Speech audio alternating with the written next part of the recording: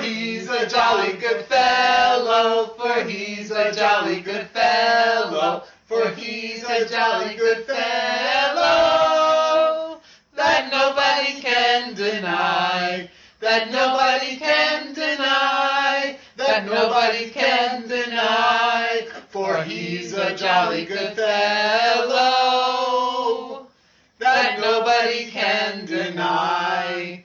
Woo! Welcome to the Imaginarium, the show where art, technology, and creativity intersect and combine to forge a conversation that can only be found in the Imaginarium. I'm your host, Scott Colbert, and Todd is on vacation with his daughter this week, so I am left to my own devices, as I used to be. And today is going to be a little bit of a special day. This is going to be the birthday episode. I turned 50 the day that this is released, August 10th, and I thought, what better way to kind of celebrate my birthday than to have somebody on who shares the same date, although a different year. And he's been on the Supernauts podcast, and he's been on the Imaginarium before, and he's been a friend of mine for a long time. So, have I ever been on the Imaginarium? Yep, you were on it. You were one of my first guests. I'm getting old. I don't remember. Yeah, I think it was episode 4. Well, okay, I'll take your word for it. God knows I forgot things that, meant, don't take it personally, I've forgotten things that meant more to me. Like relationships. I'm so upset now. Well, that's the way it goes. Well, and that is the voice of Joe Adams, for those who don't know. So that would be me. That would I be don't you. know. Yes. I don't know. I did know one time, or at least I thought I did know, and I was mistaken. Happens a lot. It does. So, welcome back, Joe. And I know it's always kind of bad luck to say wish somebody a happy birthday before it actually happens, but I've had so damn many of them, I really don't care. Yes. I will be 50 and you will be 65. Yep. I send greetings to people like I hear the birthdays are loose in your neighborhood again. I hope they don't bite you. Well, did you ever think that you would make it to 65? I didn't think I was going to make it to 30. And I have to admit, my way of living was almost a manifestation of a death wish. And now, when I'm clearly running out of time, I want to stick around and see what happens next. If nothing else, I'm nosy. Yeah. I really want to find out what goes on. But there are other parts that I get I'm turning into a curmudgeon. And I'm not looking forward to another election season because I thought we couldn't get any lower last time, and I was wrong. And I don't like the idea of being wrong again. Oh, this election season, I don't even know if I'm going to be able to turn on the TV or get on the internet very much because it's just going to make my my blood boil. One of the things I'm working on right now is an introduction to propaganda for people to use in a self-defensive way because there's going to be lots of it. Oh, definitely. When I was in school, we were taught propaganda would not work in this country because we were too well educated. Well, you can't say that anymore. No. Oh, definitely. Well, but I don't know that I actually agree with that. I think propaganda has always worked very well in this country. It certainly worked very well during World War II. It worked somewhat well through the Korean War. Not quite as well with the Vietnam War, and certainly not with Watergate or anything after that. But propaganda has always been around. I guess if you remember, they used to do subliminal messages during the movies to get yeah, popcorn. There was a big thing. Actually, I just watched a show on that. Understand my idea of a good time is to stay home and watch documentaries at random. And I've got one channel on Roku that does exactly that. It you tune in And it starts a documentary. You have no control over what one it is. You don't know if you're going to like it or not. They have a couple of ads that you have to sit through before you can find out what the documentary is. And as a result, I've watched some stuff I would never have normally watched, things on football and other things that bore me limp, and they made it interesting. So I've really benefited from it. And one of the things that I went with just a couple of nights ago was subliminal advertising. Had some really interesting stuff, but there's also a lot of things I found out about the research they did on it, which is suspect. I.e., they twisted their samples to the point that they were able to get what they wanted without necessarily proving their hypothesis. Mm. Like the one about the guy that said he had done the ads in movie theaters to make people drink more Coca-Cola and eat more popcorn. Right. And he had not done that. He just came up with it and wrote it, and people said, oh, that makes sense. And it's like, I don't care if it makes sense. It's a lie. That's the part I care about. It's a lie. That's, to me, what makes it propaganda. Propaganda is actually a phrase that was originated in the church for coming up with counter arguments to what they knew would be arguments of people who were against the faith, and they were trying to come up with reasons for people to believe. Therefore, it was pro. And propaganda is based on the pro. Isn't that just fascinating? Well, it is, and that probably doesn't surprise me that, it would be the church that would come up with that. Something evil that controls people being the church. Yes, it's not a shock. My new book is probably going to cause me to not get a good reputation because it is about a post-apocalyptic church run by robots. And they realize that there is a limit on how long they will be able to govern, because one of the things about human faith is it must change to reflect its reality. And the thing we're taught about faith now is how much it should never change. So I think people will maybe have a bad response to that. Just a little bit. But that actually sounds fascinating, actually. Well, it's the whole concept of, I've been watching, the ones I control, I've been watching a lot of John Campbell.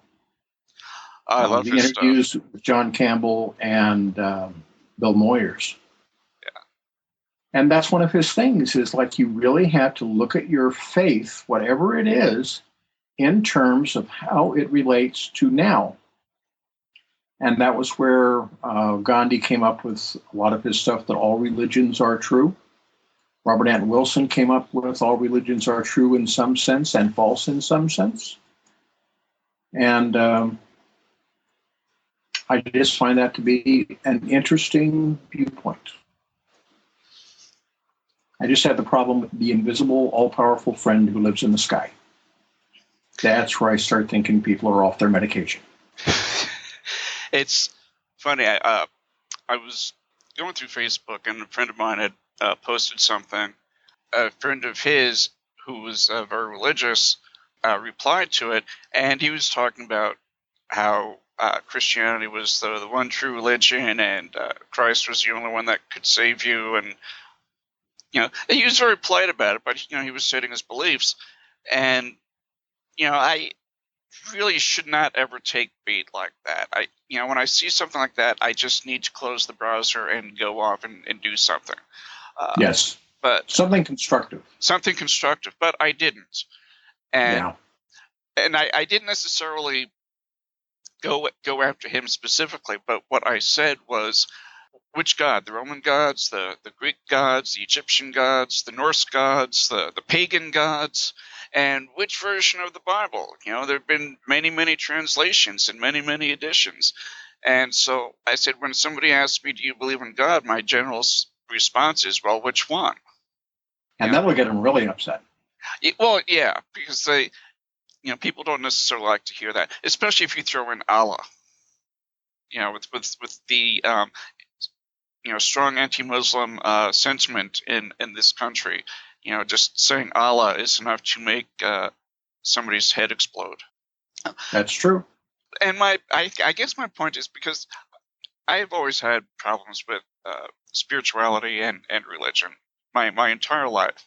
I grew up Catholic, went through Catholic school, went through all the, the rituals, and almost became a priest, and then decided that celibacy probably did not suit me very well. And understood. Kibosh that idea. And then I went into some New Age stuff, and always searching and searching, and I never really found anything that fit for a very long time. And I ended up kind of just saying, fuck it, being an agnostic on my better days and an atheist on my more cynical days. Well, I count myself as a Buddhist, but it's a form of Buddhism that does not exist yet. It takes Buddhism about 200 years to work into a culture. And when they work into the culture, they work very hard not to change the culture. That's why people get confused and think there are Buddhist demons and a Buddhist hell and all this other stuff, and there isn't. But what happened is when they moved to Tibet, in Tibet there were demons in hell, and Buddhists didn't make them get rid of them. That's just the pre-Buddhist culture. That's what they had. And similarly in Japan, Buddhism took on a completely different set of meanings. And we're waiting to see what happens when Buddhism integrates into this culture, but it's not here yet. So I'm kind of Buddhist to come. Do you find yourself... Watch this space. As you get older, do you find yourself looking more towards spirituality and wondering what happens after we die? No. No? I really don't. I mean, when I die, I'll stop. I won't know, and I'm certainly not going to be able to call back and say, oh, it's cool, they got ice cream. I'm not going to be able to do that. My family is very upset, and okay, then you're going to be very upset because that's still what I believe. And some members of my family have made peace with me on it, and some are furious. And it's like, I have no control over either one of those. One of my favorite relatives, when I went back to West Virginia, I had not been there for 35 years. And one of my relatives said, do you go to church? I want to hear you go to church. And I said, well, I can tell you I go to church, but I'd rather tell you the truth. And he looked at me for a moment. And he said, I want to hear you go to church, but I'd always rather hear the truth. And it's like, we're going to get along just fine. Yeah. And I really appreciated that. And my aunt took the time to actually ask me the questions. Why do you believe what you believe? And I told her. And when she tried to tell me what she believed, I know it because that's what I was raised with. And I didn't try to get her to change her mind or anything else. And it took me a long time to realize that when these people told me how concerned they were about my immortal soul and I was going to go to hell and all this other stuff, that they were expressing the very highest level of love and concern that they could possibly express. Why would I be mad at someone giving me their very best love and concern? That it wasn't what I wanted, big deal. So we've had a lot of peace on that front, for a long time, although one of my cousins went nuts and, why do you worship Buddha? It's like, I don't worship Buddha. No one worships Buddha. But you're a Buddhist. It's like, yeah, Buddha was a guy. His name was Gautama Siddhartha, and he woke up. And that's what we would like to do is wake up. Huh? So, a friend of mine went to Ireland. They asked him, was he Protestant or Catholic? He said he was a Buddhist, and they kind of nodded and said, so is that Protestant or Catholic? The very idea there could be a different answer, they just could not conceive of. I'm a Buddhist Catholic, yes. I'm an Orthodox Buddhist Catholic. Lately, I've been telling people I'm a Reform atheist. I just don't even do it anymore. I just, I just don't have the energy to go through that argument with people anymore. And if you take away that they're not really talking about you and what you believe, they're talking about what they are afraid you are trying to talk them out of believing. Yeah. And I'm not doing that. And that they're afraid. Believe me, I understand fear. That is one of the things we all share. But why would I take away something that gives you comfort? You know, I'm not going to be the judge of whether or not it's true or not. I'm not qualified. You know, if what you believe you find comforting and it gives you purpose and makes you behave like a good person, and most of the Christians in this country do not behave like a good person. Or anything else, they want to talk you out of it because you're threatening their profits. And I don't mean PHET. Right. You know, my thing is, it's what you do. I don't want to talk about religion. Talking about religion is kind of like masturbation. It just doesn't really accomplish anything, but you think it feels good. Your religion is what you do. It's not what you say. It's what you do. And if you're not doing what you say, that's called lying. And why would I want to be listening to someone who can't even tell the truth to themselves? You know, that's all. That's where I stand. Well, let's get off the go I didn't even away notice from that. I didn't see that soapbox creeping up on me. See, that's the thing. Soapboxes, very rarely do you ever see them creep up. That happened last week with Wade and Todd. None of us planned on talking about pornography, but there you go. We did. Well, I really like the take it took because you talked about pornography as far as its effect on the performer. And particularly performers who've made the decision not realizing what they're actually deciding. You and I were saying just before we started recording that, you know, I had a number of friends in Hollywood that had gotten into porn because it's easy.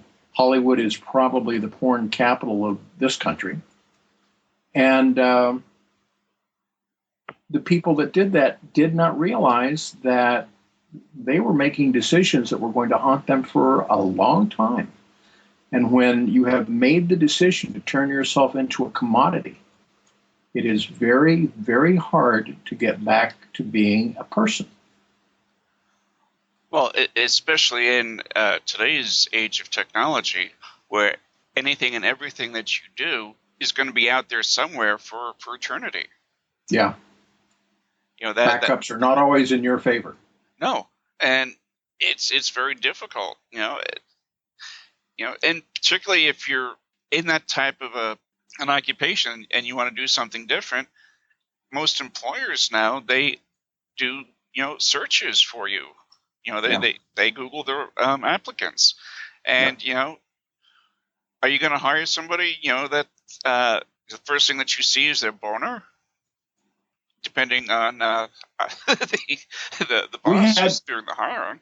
When I lived in LA, we had someone running for city council in West Hollywood. West Hollywood is the primary gay neighborhood. And one of the guys running for councilman had done porno. He had done high-end porno for Colt Studios, which is Masters of Old Beef. Mm-hmm. And one of his opponents, challenged him on it and brought out copies of him in the pornos with the idea that he was discrediting him. And all he did was make all the little old queens run out there. And how do you spell that name? And he won. He won big time. So in that case, it really worked against the guy that thought it would, destroy his opponent. And he didn't deny anything.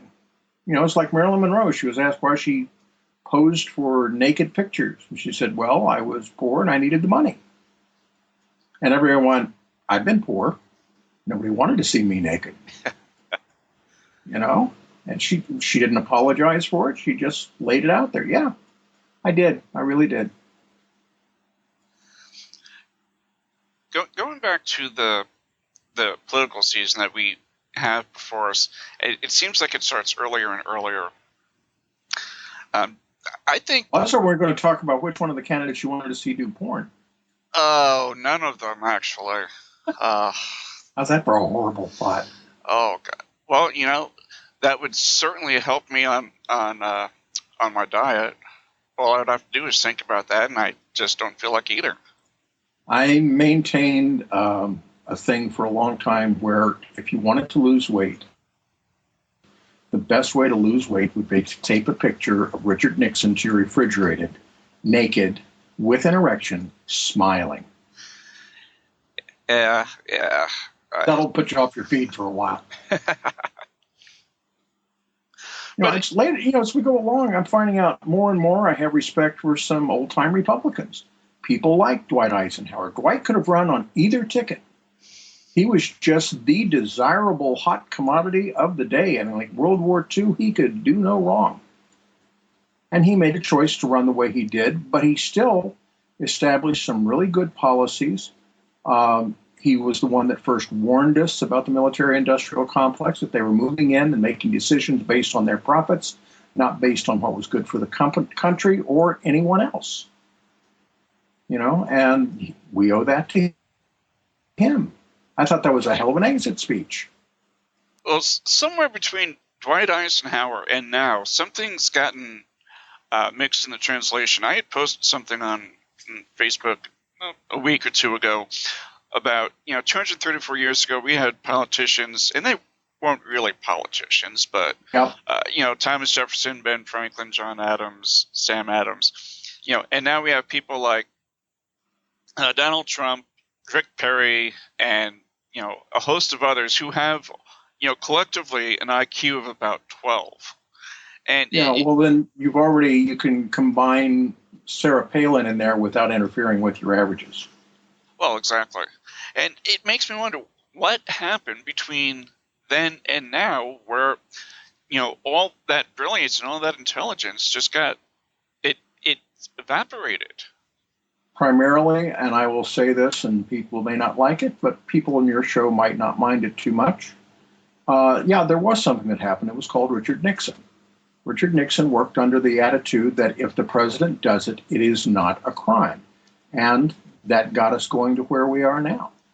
And we have not had a single administration that had the kind of gentlemanly respect, which I saw personally growing up in, with my first president was Eisenhower that I was aware of. I was born during Truman.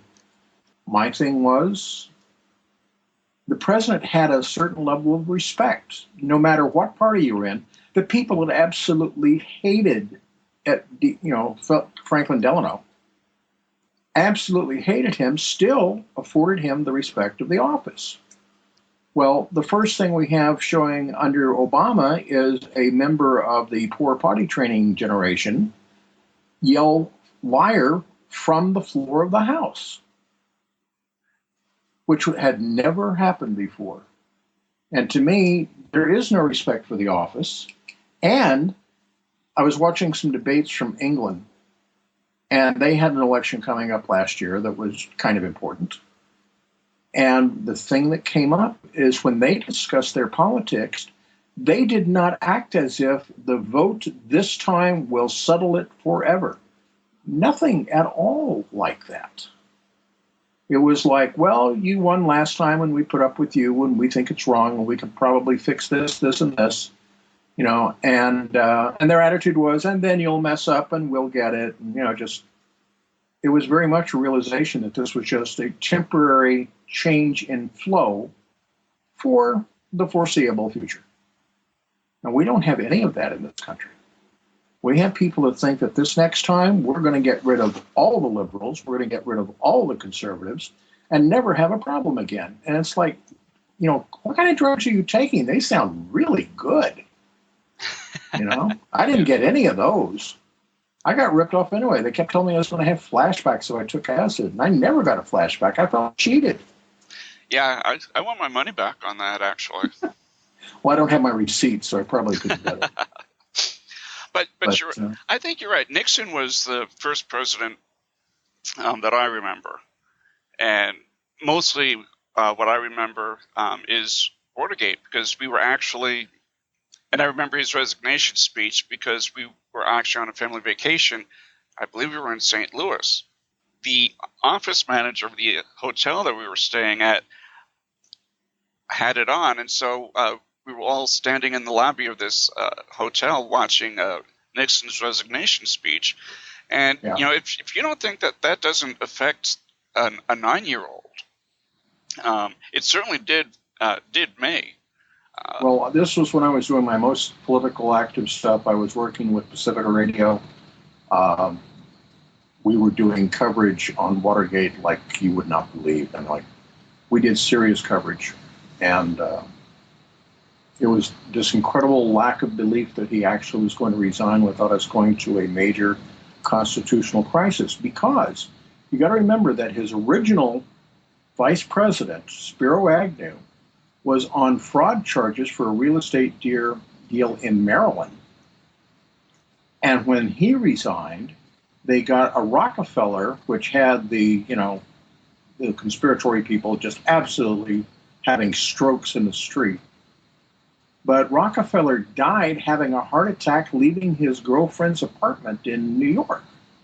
Yep. So then they went to Gerald Ford, whose primary appearance in any government material was as a member of the Warren Commission. And in the Warren Commission, the only thing he is noted for is in an interview in Jack Ruby's cell. It was a hospital ward where he was there as a prisoner because he had the fastest developing case of cancer on record, is the words that I remember. But anyway, he said, subpoena me, get me out of here so they can't kill me. Bring me to Washington. I can tell you things. I have information. To which Gerald Ford said, let's go to lunch. And they adjourned for lunch, and Jack Ruby died with the fastest case of cancer on record. And so much for that. But that was his only notable stand on any kind of public issue. Was not getting Jack Ruby to go to Washington to testify. So having him in there did not thrill me or many other people, but everybody else was just fine with it because he was such a wholesome moose. He was an old ball player from, was it Michigan or Wisconsin? I think it was Michigan. It was Michigan. Michigan, okay. But he was a male model at one point, so he was a good-looking guy. He's doing chapstick ads in the 40s and stuff like that. And I got news for you. Everybody liked his wife better than they liked him. Betty was just amazing. But the change that happened there, after that, the president was always the asshole, which I think has cost us a lot. We're not even willing to let someone have the term they were elected to. And I watched a thing on Facebook today where they defined a word incorrectly, and that is the word impeach. Impeach means to bring charges. It does not mean a conviction. Bill Clinton was impeached. They brought charges in the Senate. That was the impeachment. But people are acting like, well, he didn't get convicted, so it doesn't count. Yes, it does, but only if you're using the language you speak. Exactly. And Did we just get on another soapbox? Yes, that's two. Let's see where we can go from there. Okay. Oh my God, a soapbox. How'd that happen? Oh, you were breathing. That's how that happened. Yeah. I still have a pulse. I'll stop that when the pulse stops. Yeah, pretty much. Well, too long. Well, there's nothing wrong with that. I think people really, do need to get out on their soapboxes every now and then, even if it's saying something that I don't necessarily agree with.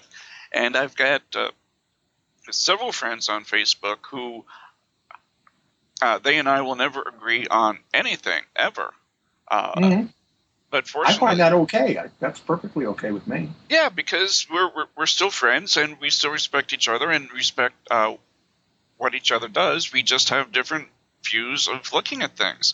And I think that's really a big difference today is everything is either black or white. It's either this or that. There's no shades of gray. There's nothing in between. Yeah. I remember once you told me about my writing that everything was set at 10 or 11, and you said there are other areas that you can go. There's like 1 through 9. Yeah. Yeah, and I think that's a lot of people don't realize that. No, If because you're not ready to commit a homicide based on how strongly you feel, then you obviously don't feel it very well. Well, there's a lesson I've learned, which is not everything worth doing is worth doing well. Some things are barely worth doing. And if you do it without any respect, I don't really care who's right. I have people on Facebook, since we have been mentioning that a few times. On Facebook, I have friends that have completely diametrically opposed viewpoints politically.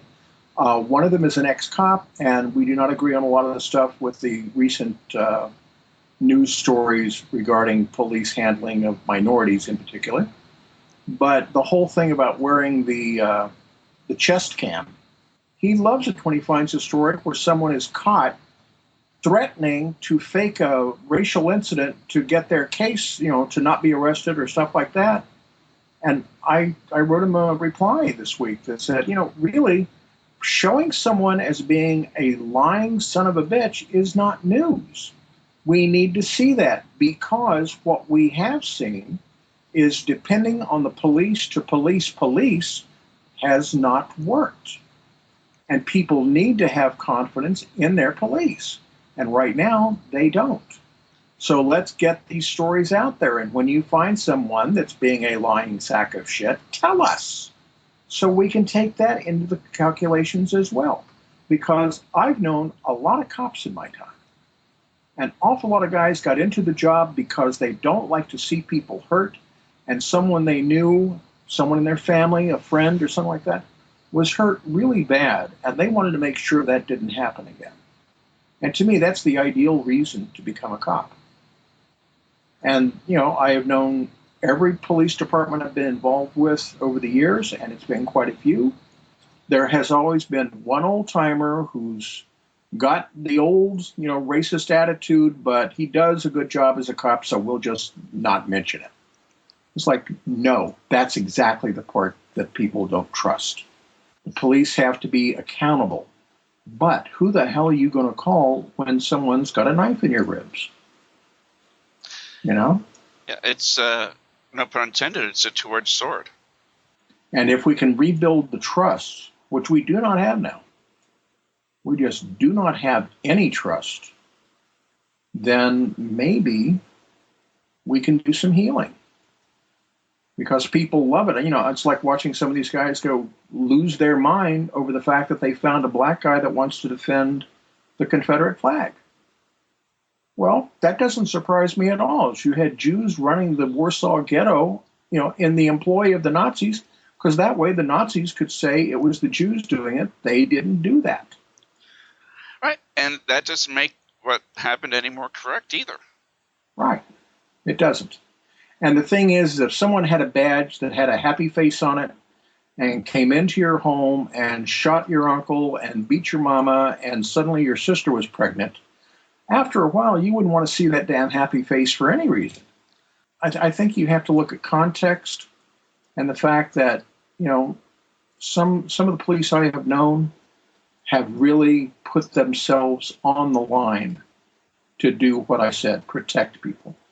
A friend of mine is in the California Police Hall of Fame because he and his partner were confronted with a man that was going to throw his daughter off a balcony because he wasn't getting his way, basically. And my friend, he dropped the baby over the rail. My friend did not hesitate for a second. He threw himself over the rail. He said that his intent was to get the baby and land on his back to absorb the force so the baby would survive the fall. He would probably get a broken back out of it, but that he wasn't thinking that far ahead. The baby needed to be saved. So he dove over the rail of the balcony. His partner grabbed his gun belt and held the little girl and his partner, my buddy, he held them from falling to their death. So eventually my guy was able to hand the baby down to another cop. They had the guy that threw him under their control. He was arrested. And anytime, they would bring up what he had done, he was genuinely embarrassed because he didn't do that to get a medal or to get up in a museum or anything else. But he does recognize that sometimes people need to know that is the level of commitment. And we asked our cops to go in and do some things that I can't even imagine getting paid to do. You want me to do what? But they're armed and don't like me already. It's like, yes. We had a guy get killed. One cop got killed on a so-called routine traffic stop this week. There is no routine traffic stop, and every cop I know knows that. But I also lived under Daryl Gates in Los Angeles. And under Daryl Gates, Joseph Wambaugh in Black Marble wrote that LA cops are so tough that a drunk at 3 a.m. will not walk against a red light, and that was true. And living under him was not my idea of feeling safe and secure. Oh, definitely not. And my father was a policeman, and he was a cop in Jamaica, Queens for almost 20 years. And, at the time that he was a cop there, it's still not a great neighborhood, but it was really bad then. It was probably one of the worst parts of New York City at the time. That there's certainly stress on the police because you never know what's going to happen. Each call could be your last one. But there's also a lot of stress on the families. Never knowing if they're going to be coming home. Is Dad going to make it home tonight is a big fear. Yeah, and when you hear about cops being shot, you automatically wonder, well, is that going to be my dad? Yeah. And the thing, and I mentioned that because my sister and I had a huge argument about when Michael Brown was shot, and that's coming up on the 1-year anniversary on the 9th, coincidentally. And her reaction was, how can you take the side of a criminal, and that whole way of thinking. And my response was, it doesn't matter what Dad was. What matters is if there are bad cops, they need to be caught and they need to be punished. Yeah. Yes, it's a dangerous job, and yes, sometimes things happen, but if you're supposed to have training to be able to deal with those situations and not just shoot somebody because of a perceived threat or because of the color of their skin or whatever the case may be. I said, we have our good cops, but we have to get rid of the bad ones, and they have to be exposed. Well, that's not something that she can see. For me, you really have to be objective and look at both sides. And it's very hard because emotion is involved. You're talking about, will Daddy make it home alive? That's emotion, man. How can you not be in favor of Daddy making it home alive? Everything I have been able to find out about Brown is he was a thug, start to finish, in his neighborhoods, strong-arming old people for their Social Security checks, other just, the stuff you don't want to hear about. But that's not a reason to be executed on the street. The thing also is that police are given very specific instruction, which is called an escalating response. If I tell you to put your hand behind your head and you don't, I then will grab your hand and put it behind your head. If you resist me putting it behind your head, I will hopefully not go for deadly force immediately, but I will pull a baton. In some cases, I'll pull a gun. But the main thing is you're not going to walk away with any delusion you're in charge. And that is instruction. That is how police are trained. And, if you're going to create an obstacle, expect to be treated as an obstacle. Because, most of these guys want to get home that night, too. Even if they don't like their kids, they want to get home that night. All right, and because they also have families, and this isn't even something that's very, very new. I mean, these types of situations have happened for as far back as I can remember, and certainly when my dad was on the force, the NYPD did not have a sterling reputation whatsoever. it was almost kind of like the Chicago cops' reputation. That's how bad it had gotten at the time. Yeah, well, that's where Daryl Gates came from. Him and Peter Pitches. Yeah. The two of them took over the LA police force when it was considered one of the most corrupt in the world. And if you ever saw a series with one of the guys from MASH, Wayne, whatever his name is, I can't think of his name, but he did Wayne Rogers. He did City of Angels, which was about Los Angeles in the 1930s. And he made this private eye made it his business to make sure he had regular doctor's appointments and had the doctor take pictures of his body to show how he looked on this date.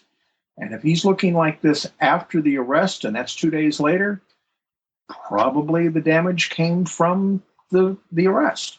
Yep.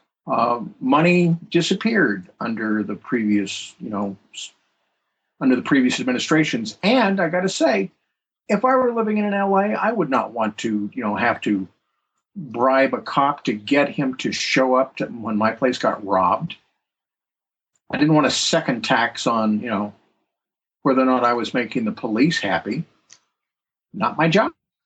Right.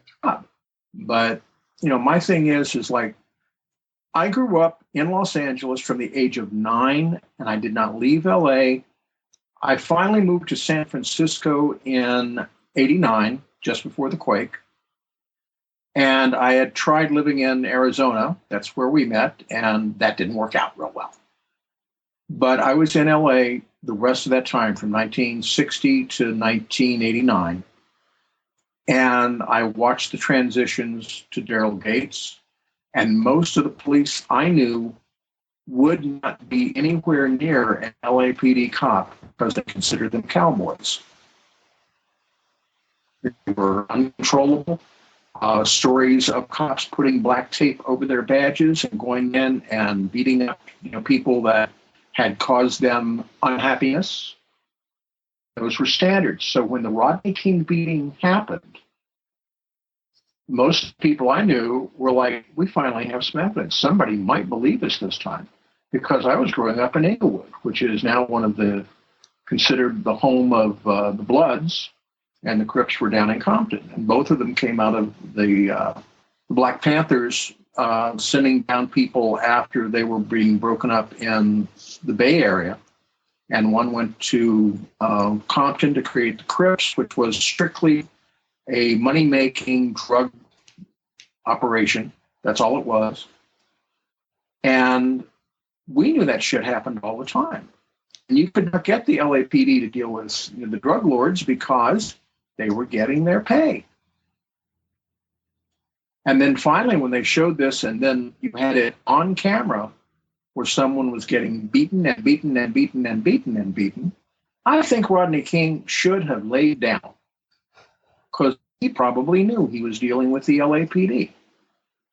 So there is a thing in court they call invited error. Franklin Ajaya, he said something I loved.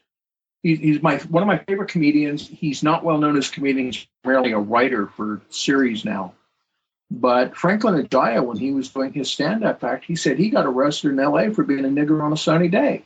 and he had to admit he did know the sun was shining when he left the house. And, you don't hear that anymore. Someone's going to probably call, I used the word. Damn right I used the word. Why would people think it's offensive if they've never heard it used in an offensive way? I don't like the idea. They went through and they changed the Warner Brothers World War II cartoons to eliminate the word Jap. Well, how the hell are you going to teach someone that it was offensive if they never get to hear the word? Exactly. And if I say the N word to you, I'm not talking about night. Yeah. I'm putting that word in your brain without ever having to say it. So I think that's just ridiculous. Yeah, Louis C.K. has a routine about that particular phrase, the N-word. Well, now you made me think it, and it's true. You automatically. It's masterful. But I was like Dick Gregory, his autobiography about 1962. When he came out with, he's been around for a long time, man, and he's been not getting his props on what he gave. But he named his autobiography Nigger.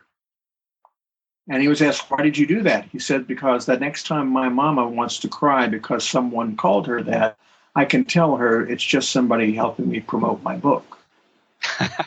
I like that. Lenny said that he wanted to use the words so that no little girl went home crying from second grade because someone had called her that. Richard Pryor went to Africa and said, he went looking for niggers and could not find them because there aren't any. And he said he refused to use the word anymore. Malcolm X went to Africa and came back refusing to use the word anymore. I remember that Pryor routine. That was on Sunset Boulevard. I remember that very well because that was really a very emotional and powerful piece that he did. It was something that you didn't expect. And he lived up to it, man. He didn't then turn around 3 weeks later and start using it again. The one thing Richie always did was tell the truth. And that's what I want from any comedian. I want to hear the truth. Because if you can get someone to laugh while you're telling them the truth, you will get through something they would punch you for if you said any other way. And I believe, Lenny had it right, man. Lenny had a routine that just really tested the limit. I teach a class on Sunday night. And to me, it's very important because it's about spirituality and changing your life and all this other stuff. But one of the things that I was talking with the guys about is that in truth, our whole life, if we're going to change our life, we have two things. We have to get honest and we have to get busy. And that's really the sum of every action I take now. I'm either getting honest or I'm getting busy. And sometimes you can do both. But, there's a thing that saved the lives of many people in my life that I care about a lot called the 12-step programs. And if you look at all those steps, every one of those steps is either getting honest or getting busy. Any one of these little healing programs that people try to, push that like somehow you'll get more out of it if you give them more money. But if they will do the same thing, get honest and get busy. The problem is when you teach people to be honest, they may not keep giving you money. Yeah. So you don't really want to do that because you don't want to interfere with your money. I mean, I'm for spirituality, but seriously, money. Don't fuck with the money. Yeah. Well, let's go on for that and talk about something that I always have this fascination with technology. And that's not the smoothest segue, but that's that's just how it goes sometimes. Well, I'm going to try to get us on to death and grieving later, so go ahead, knock yourself out. Well, and one of the things that I think about is now when you and I met, which was back in 87 or 88. 87, I think. Yeah, I think it was 87 too. Because I went back to LA in 88. You had a little Mac. It was a 512. 512. I had upgraded it to become what's called a Fat Mac. And that was almost the height of technology then. It was pretty good, yeah. Yeah. And I remember I had I think it was a 386. And I know that fucking thing was heavy. And I don't remember you having the computer while I was in Arizona. I didn't. I had one after you left, and I brought that with me when I moved to San Francisco. Yeah, I got that like early 90. And I had Prodigy on it, which was one of the very first online services. I think I had maybe a 1200 baud modem. Uh-huh. Yeah. My first modem was a 300 baud. Yeah, and I think about that, and 30 years later, I've got a phone, that's got nearly a 6-inch screen now, and I can do everything on this phone and more that I could have possibly ever dreamt of with that computer that I had. I did have an Amiga. When you were living with me, I had that Amiga 500. I don't remember that, but I'll take your word for it. Yeah, I did, because I got that from my my friend John. That Amiga was really a great computer too. I love that. Uh, anyway, the technology, it still fascinates me because I think, how far we've come in 30 years. And I remember, watching Star Trek, the original series, back when I was a kid, and thinking about how cool it would be to have all of that tech stuff that they had on the Enterprise. And there's a lot of it that we have now. Yeah, well, we've actually outplaced it, because if you have a flip phone, that's so old you can't even use it anymore. Yeah. That's old. Yeah. Actually, LG just came out with a new flip phone that has Android on it. It's got a 3.2-inch screen, which I have enough trouble with the screen I have now. I couldn't imagine going back down to a 3.2-inch. But, it's that might be phone. somebody that just wants to use their phone to make calls, Yeah. And you know what? I very rarely use my phone to make calls. I call my mother on the phone, use it for that, to make doctor's appointments and whatnot. But other than that, everything else is either instant messaging or text, or using Skype or WhatsApp, or now Facebook Messenger that has the voice on it. And it amazes me, because my sister first got married. Her husband was in the Navy, and they were stationed in Italy. And when my sister would call, we had to keep the phone calls so short, because the expense of forget long distance, across the country, talking about long distance to Italy, was so expensive. You couldn't afford to talk for more than 5 minutes. And now, as I was telling you before, when I was talking to Wade, he's in the UK, and I talk to him for 2, 3, 4 hours at a time sometimes. And I don't get charged for it, other than using my data. Yeah. And it just amazes me. And I almost wish that I was part of this, this generation, so I could see what's coming up in 30 years from now, or 50 years from now. Because you're falling into the classic pattern of getting old. I mean, like, what do you hear? Kids these days don't appreciate what they have. Yeah, because they've always had it this way. What are you talking about? Oh my God, you used to do what? You used to go down to the corner with a bag of change to make a phone call? And they don't understand. But to me, that's one of the things that, they keep talking about the greatest generation. And one of the things the greatest generation did was protected its children from having to go through anything that gave them character. And then they bitch that the kids don't appreciate what they have. Well, of course they don't. You've given them everything. Yeah, they didn't earn it or work for it. Everything that I had growing up, I had to do chores for, and I was, supposedly, they tried to teach me the value of a dollar. How'd that work? No, it didn't work very well sometimes. And, I understand. Yeah. And it's just different. I think a lot of it has to do with the technology, and the always connected. And as much as I love technology, I think it's advanced far more than what people are able to use it for. Is I think a lot of the technology that we have today, and as I said, while I love it, has caused a lot of problems.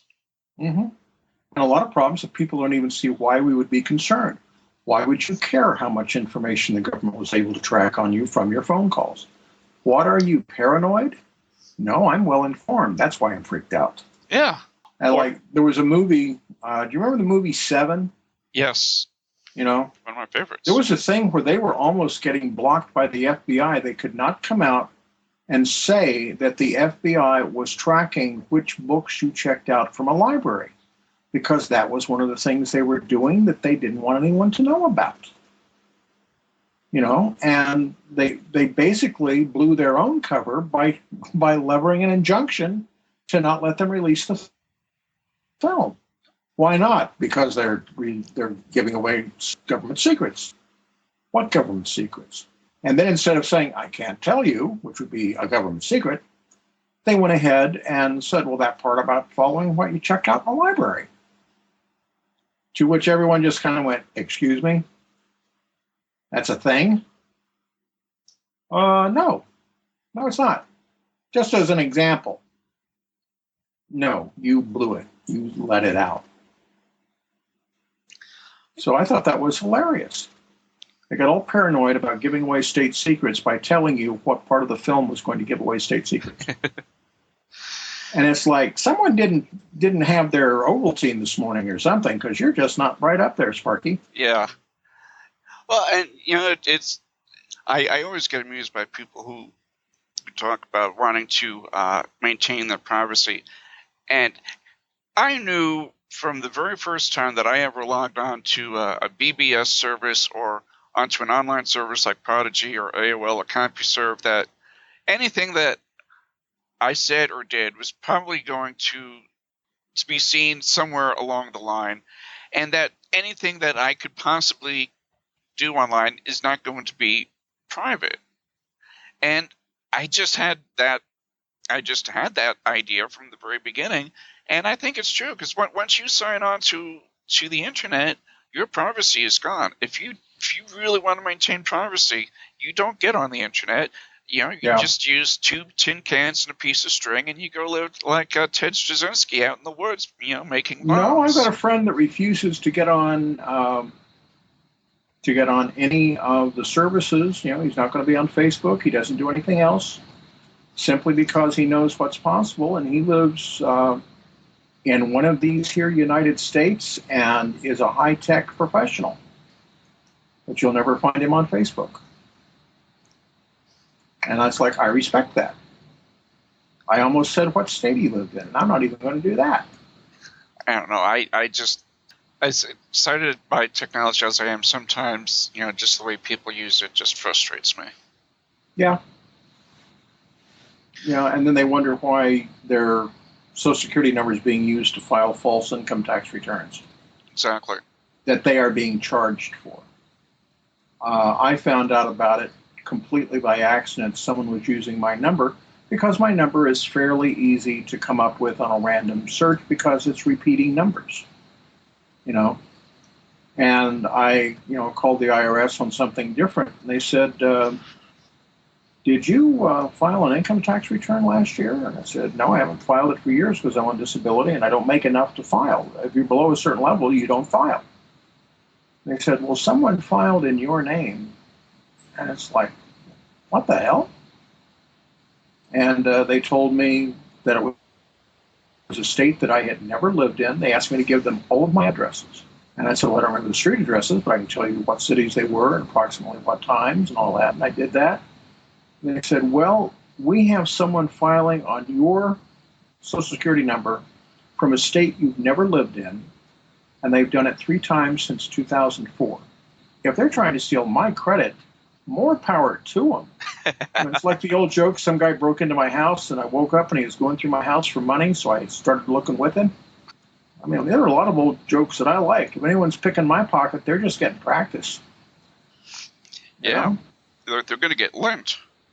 And they're going to be horribly disappointed when they try to come up with the credit card and they come in and they take the card away from them, saying, we told you you can't do that. When did you tell me? Years ago. Oh, right, years ago when I was that guy. Well, let's talk about death and dying. I'm just getting at that age where people are dying all over the place. And in my life, death has been just part of what goes on, because my mother committed suicide when I was 4. So my conscious memories are of her being taken to the hospital, in that ambulance. And it wasn't one of those really nice ambulances. This is the old 1950s round-fendered, big clunky ambulances. And I had an aunt die shortly after that. And my whole life, death has just been one of the things that's there. And then in high school, for the first time, I realized that wasn't true of everyone, that they had not ever dealt with it before, and they didn't know how the hell to deal with it because it was a completely new thing in their lives. So I started doing, I guess you would call it, death counseling in high school, just talking with friends that didn't know how to get through someone they knew dying. There have been a lot of things that have progressed through the years, like that I'm very impressed with the hospice movement. Yes. That's grown up in the last 30 years. Because I think one of my best plays is Living in the House of Angels, which is all about an AIDS hospice.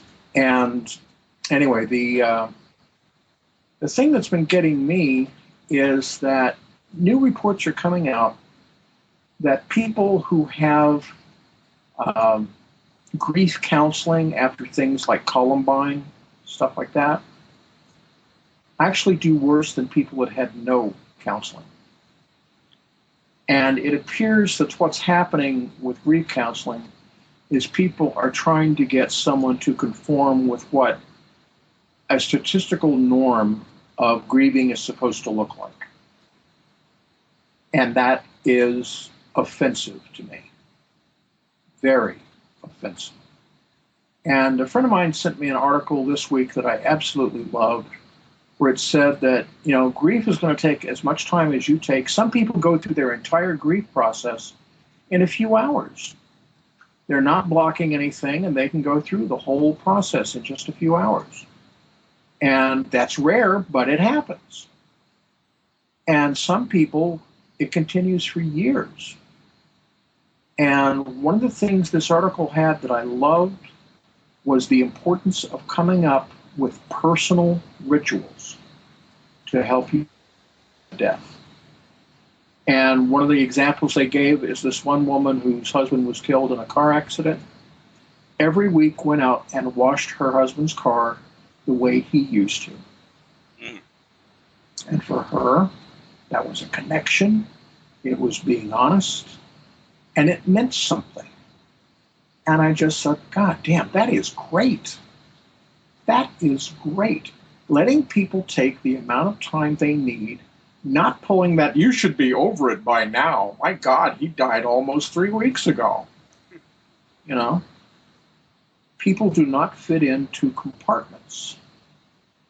And when I read this article, I realized that the stuff I had learned to do over time, studying Kubler-Ross and people like that deal with death socially and psychologically, that dealing with all that takes every person an individual process and amount of time. But the thing that it wasn't in the article, but the other part that have come up for me in the last few years, because when I lose somebody, I'm not the only one losing them.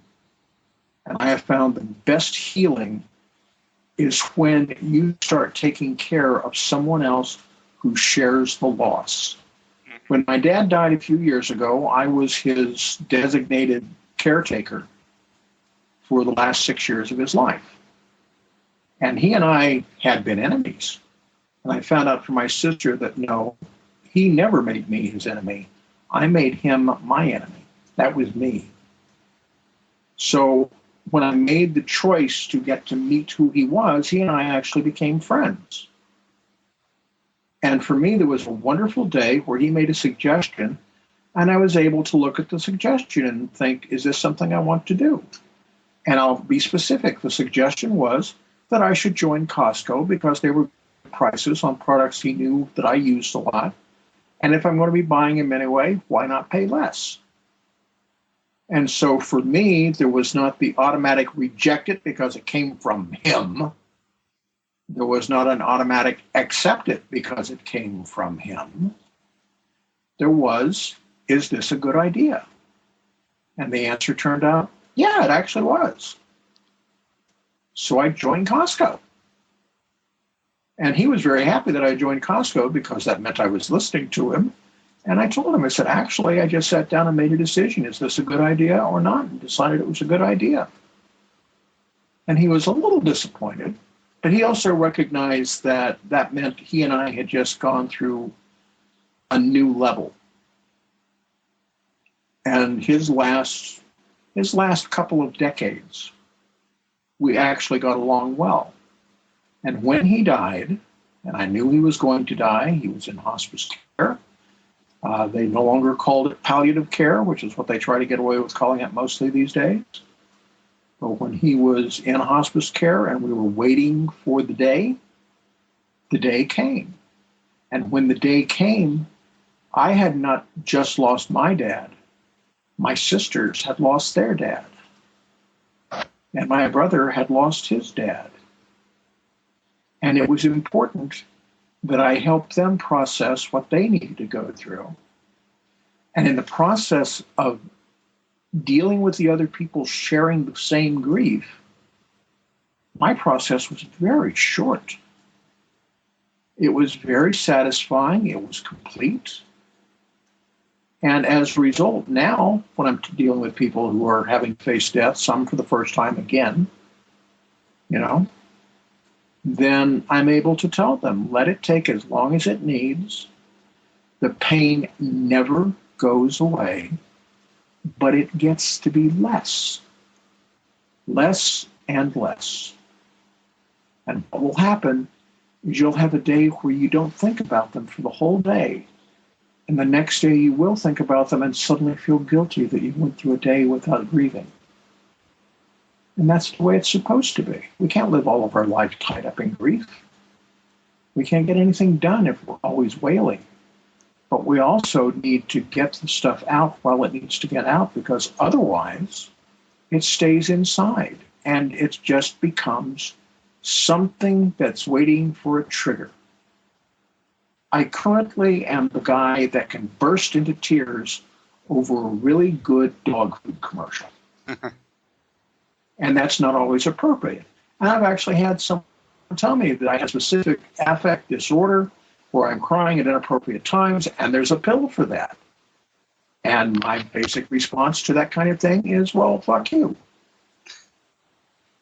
Now, there may be a pill that will stop me bothering you with talking about my process, but I think it's going to get in the way of me doing my process. And I found out in the new DSM-5, grief is classified as a mental illness, and there are recommendations for the drugs you should be prescribing for patients dealing with grief. If you were married for 35 years and your true love died and you don't feel good, you are sick and must be given a pill. That, to me, is more offensive than any four-letter word I can imagine. Yeah, God forbid somebody should actually feel a feeling. So, when I talk to my people, like I had a woman last week locally whose sister had a heart attack and died. And she had shown no signs of heart disease. She wasn't in treatment for anything. It just suddenly, boom, and she was gone. She knew to call me because friends had said, call Joe, he knows how to deal with this. And I really liked the idea that people actually look at me as someone who may have some answers, not based on theory. And as much reading as I do, it's not based on good reading. It's based on experience. I've actually gone through this, and let me tell you, it sucks.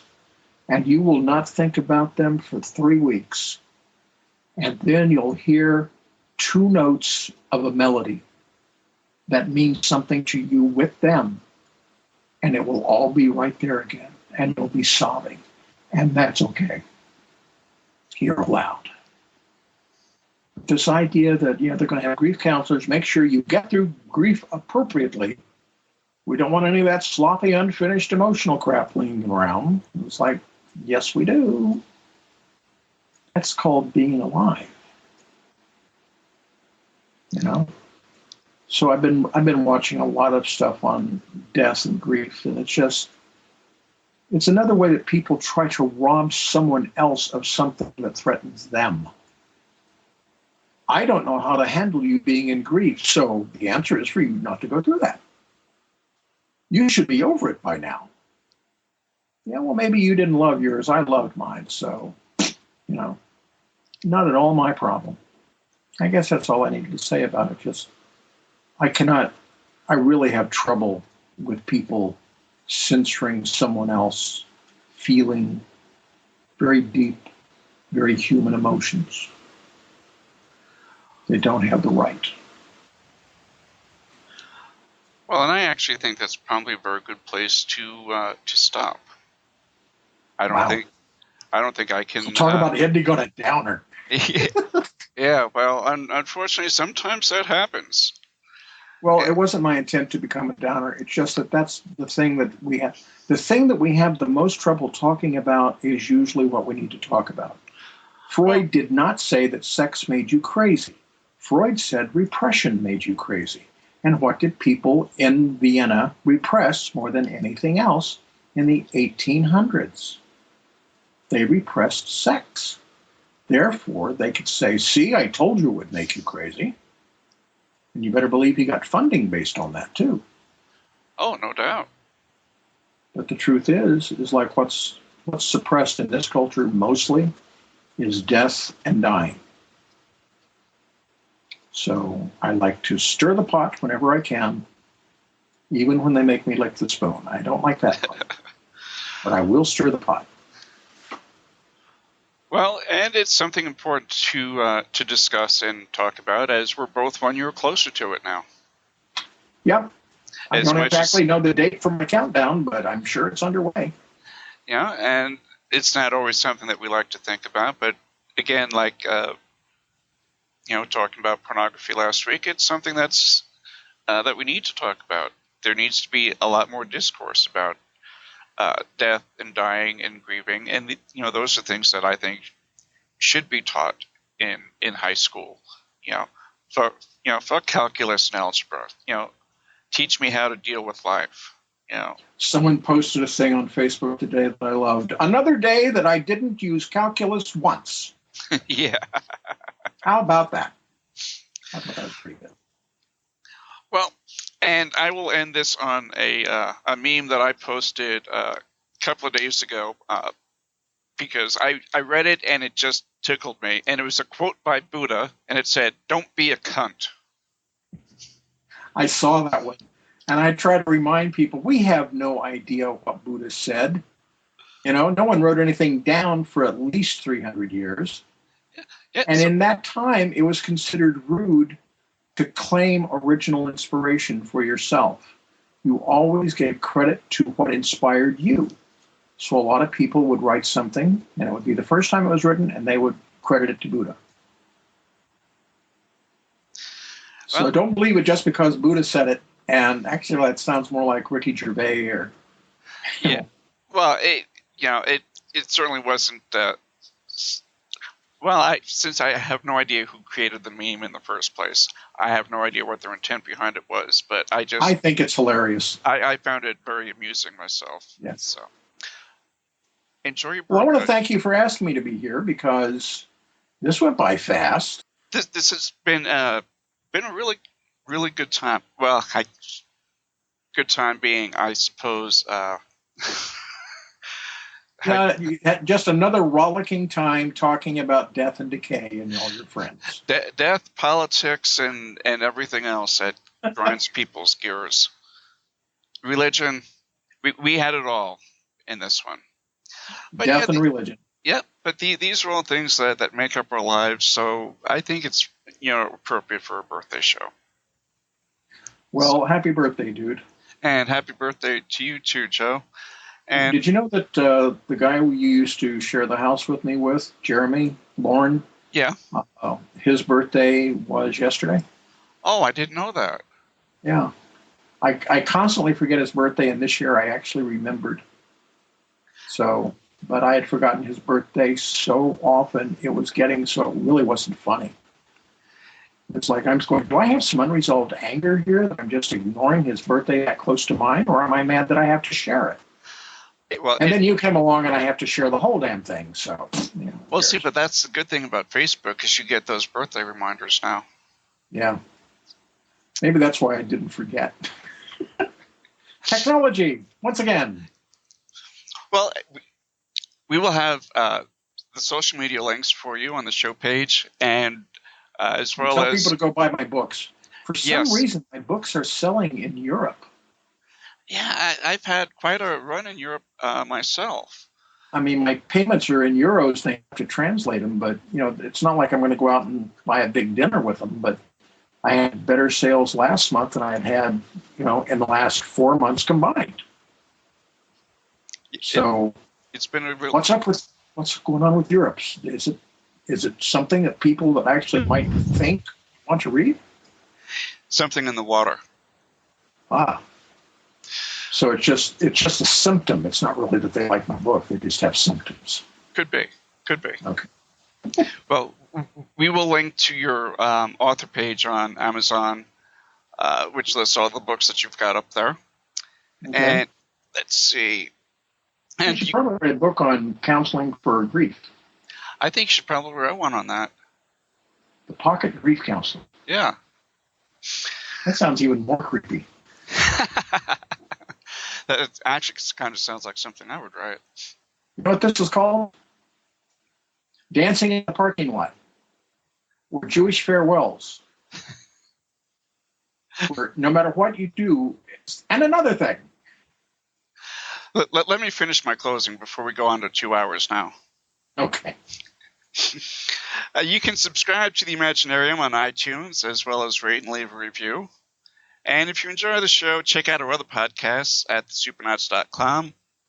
Supernauts.com. Yes, I can talk. Including Jailbait, my other podcast with the bad boy of UK filmmaking, Wade Radford. And until next time, may all your journeys be filled with pure imagination.